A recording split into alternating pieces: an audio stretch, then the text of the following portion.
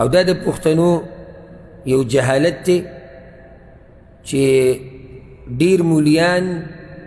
هغه پې غلي دي او غلي پې پاتې شوي دي چې مزاج څه دی. اوس زموږ په پښتنو کې دا مسله شتي که نشتي د پردو زنانو سره لاس ملاول ښه ډېر دي. ما خو نه دي اورېدلی چې دغه مولیان دا کیلو کې چې دي او د جوماتونو کې دوی پکې چې عام رد پې کړی که چېرته یو نیم کړی دی یو نیم خبره زه نه کوم. هغه زنانه چې ستا ورسره نکاح کېږي محارمو کې نه وي ته د هغې دپاره محارمو کې نه د داسې زنانه سره لاس ملا وهل ناروا دي که بوډۍ ده او که مشره ده او که کشره ده که بوډۍ ده که جنۍ ده که کشره ده او که مشره ده. مثال لکه زموږ پښتنو کې د عامه طریقه ده چې سړی کله خپلوانو کره ورشي نو دا زنانې ښکلی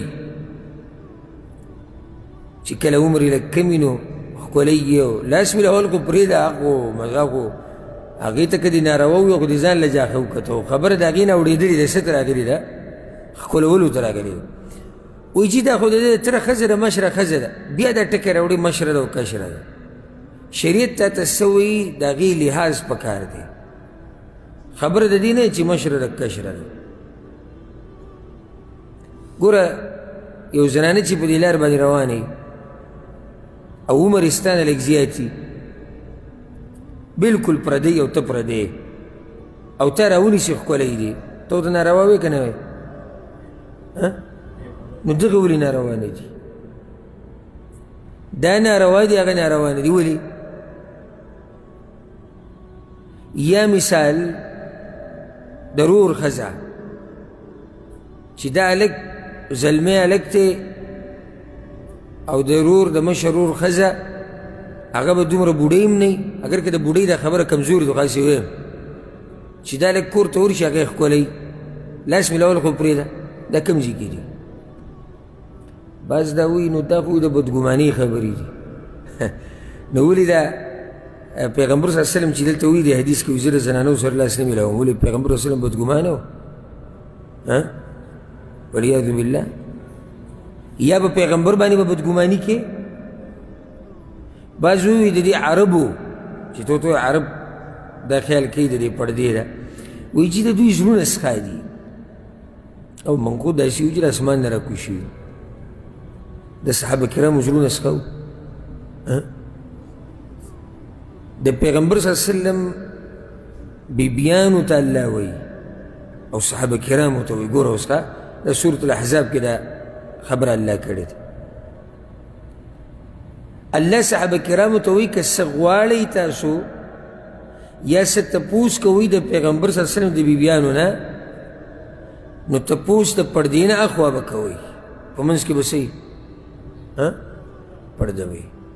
تپوس چې د چا نه کېږي دا څوک دي د پیغمبر صلی الله علیه وسلم بیبیانې د دې نه زیاتې پاکې زنانې شتي نشتي تپوس چې څوک کوي دا څوک دي پیغمبرانو نه بعد د دوی په شان اوچت خلک نشتي بیا هم الله وایي په منځ کې به څه وي پرده وي او دی په 2021 کې که دی ورته ووایي چې لکه د پردې ته زموږ زړونه پاک دي ولې د صحابه کرامو زړونه سخا او د پردې مسله به هله بیانېږي چې کله زړونه سخا شي پرده بنیادي مسله ده که زړه دې پاک دی او که زړه دې سخا دی که پې خوشحالېږي که پې خفه کېږي دا د شریعت مسله ده نو داسې زنانه سره لاس ملا وهل